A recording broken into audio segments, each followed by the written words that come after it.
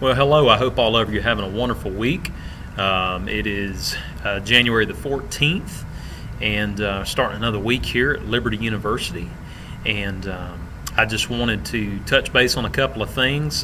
First off, I appreciate those that responded to the question that I posed through the announcements a couple of days ago. I'm going to start trying to do that a little bit more frequently just to keep communication with us kind of fun and science related. But one thing I really wanted to challenge all of you with is if you have not had a chance to go to my YouTube channel, I've got a couple of different ones. I've got the personal one that I utilize mostly through Liberty University, which of course is just, talking about me and my family, a lot of goofy videos that we do. But I also have one for another job that I have where I am right now on my planning period, where I teach high school chemistry and physical science, and you can go check that one out as well. That one's title is Matt Bracewell EDD, and for those that have recognized that I look a lot different than my profile picture from earlier on in the semester where I had no hair, I assure you this is all natural, and that whenever I let my hair go, it just gets out of control. So that is something that I'm going to definitely make sure I tend to here very soon as it starts to warm up, hopefully. But the question that I had came from, the fact that we had a lot of snow that was predicted here last week in western North Carolina. Not a lot, but, they were still predicting a few inches. And it got really, really cold. It actually got below freezing for an extended period of time, and then we had rain, but we still had no snow. And if you know anything about the rate at which water freezes, it has to remain under 32 degrees Fahrenheit or 0 Celsius for an extended period of time.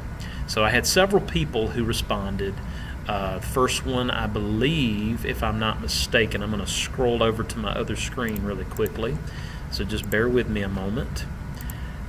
And I believe that the first person that responded was Lucas, and then Genevieve, and then Dylan were my first three people that responded to the question about why did it not snow.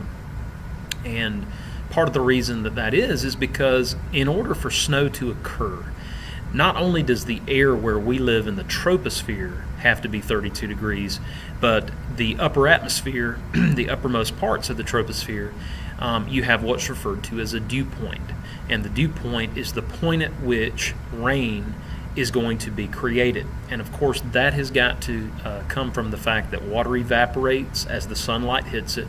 It's going to rise up into the atmosphere, and it's going to reach that point to where it's going to either remain as rainfall or it can turn to sleet, which is kind of like a precursor to snow.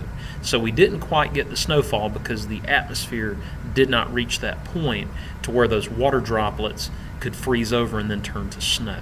So that's one of the main reasons that happens. One of those students had actually mentioned too that sometimes snow does form, but because of the fact that the lower atmosphere is so much warmer, that sometimes that snowfall will actually convert back to rain, or it will hit the surface and then it'll melt instantly.